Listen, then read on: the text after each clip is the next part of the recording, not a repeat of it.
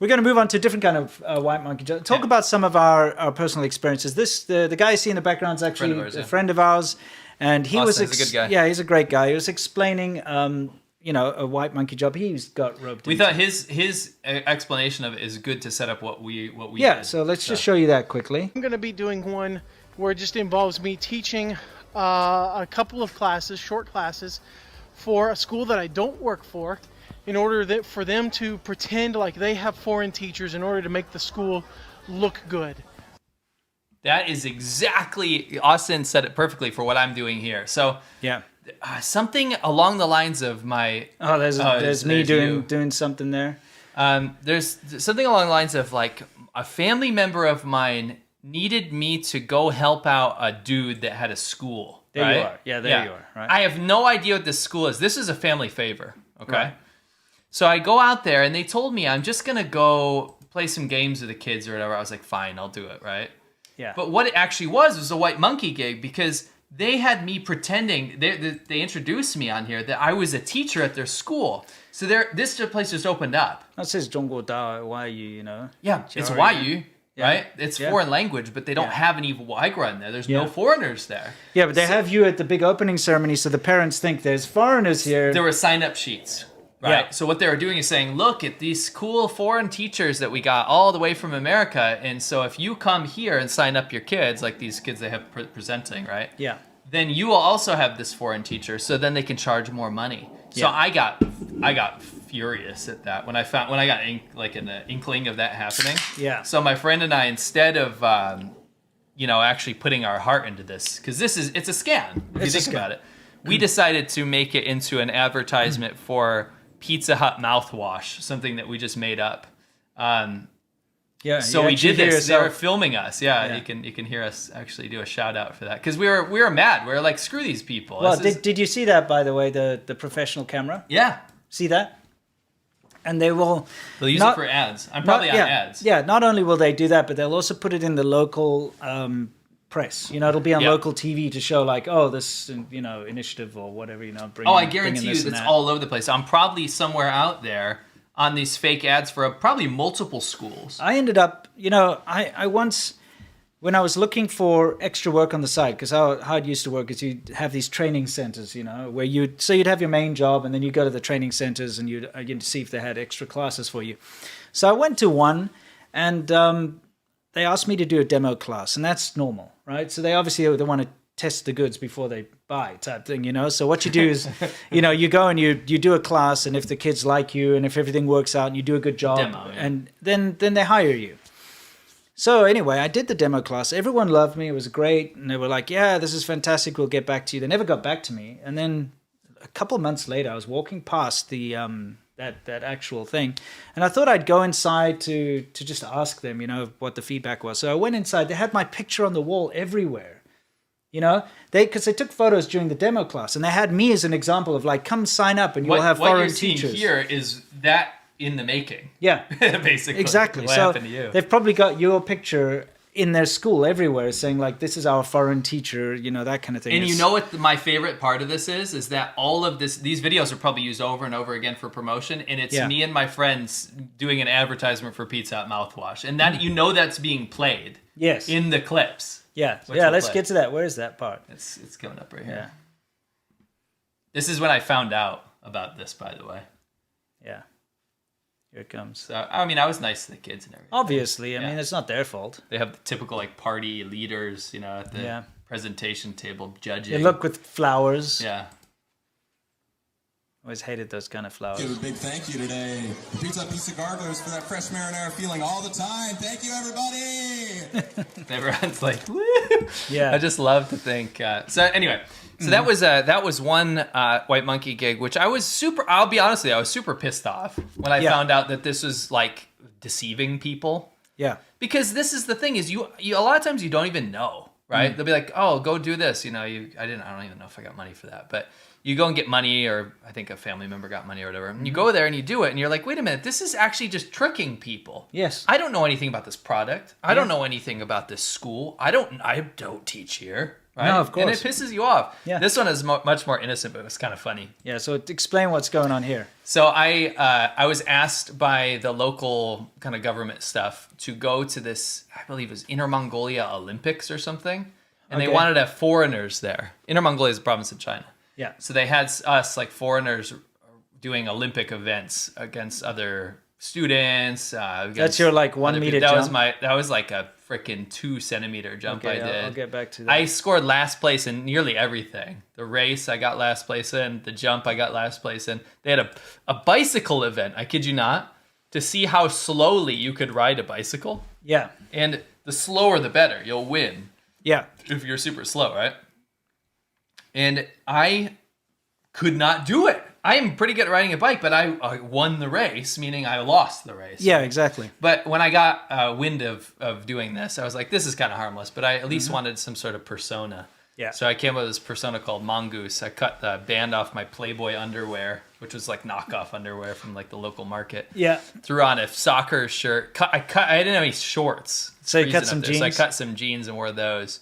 And then I drew on a mustache and did this whole persona of like being some sort of 1970s. I think it was like a gay gym teacher or something. Okay, well, that was my you vibe. certainly pulled off the look. Yes. Tell you that much. And it was a classic one. Yeah. It was a classic one. So this was my first actual white monkey job, is where I was working for that guy who's sitting down there, that guy over there. Who's that? It's Rape Ape. We actually, can you believe, imagine if he's watching this right now, because he got out of jail, right? Yeah. He might not have ever gone. Imagine He only went for 2 years. Imagine he's sitting here and he's like, holy shit, that's a picture of me sitting at this table and me signing autographs back in my heyday before I got charged for rape. And then there's 2 foreigners, me and you sitting here with a actual painting of him. Yes. It's incredible. It's great, isn't it? Rape Classic. Ape and the Beach Monkeys. We actually, the first iteration of this is the sketch. Yeah. We had a painting. We donated thousands of dollars to a fund that helps trafficked women and abused women. And raped women. And rape victims. And it actually went really well. It was really good charities. We and vetted all them. of you guys really helped And all with of that. you guys made that happen. So thank you. Anyway, the fact of the matter is, this guy was a complete weirdo, and he used to dress up all the women as air hostesses. And well, I've got a whole bloody long video if you want to go, work out. I said I was a bodyguard for a Chinese serial rapist. That's the name of the video. Yeah, and you were. Yeah. And I was, and that was my white monkey job. I had to stand and follow this guy around. I had to learn all the bodyguard etiquette.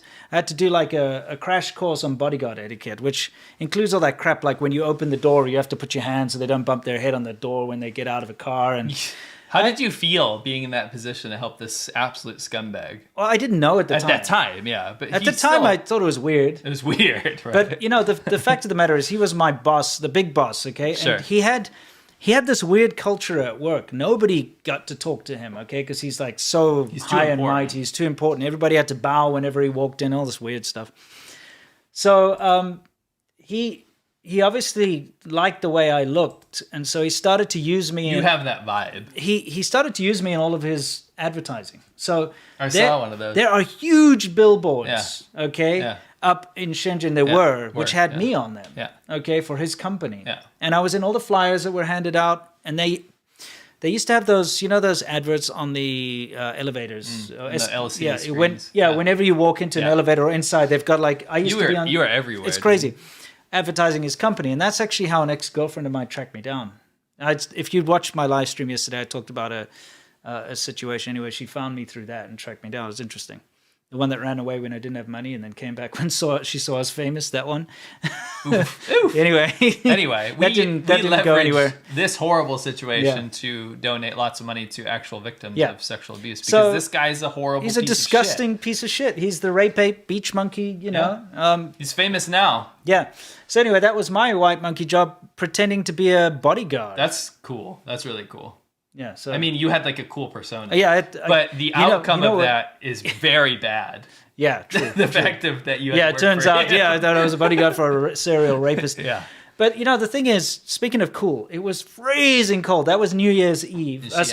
Christmas Eve in Xi'an. It was snowing and stuff. Yeah, it's pretty far north. And I was just wearing my suit. I didn't have any undershirts or anything. That's just a flimsy little shirt and that. And I was wearing boxer shorts and normal, suit pants. I've never been that cold in my entire life. Ouch.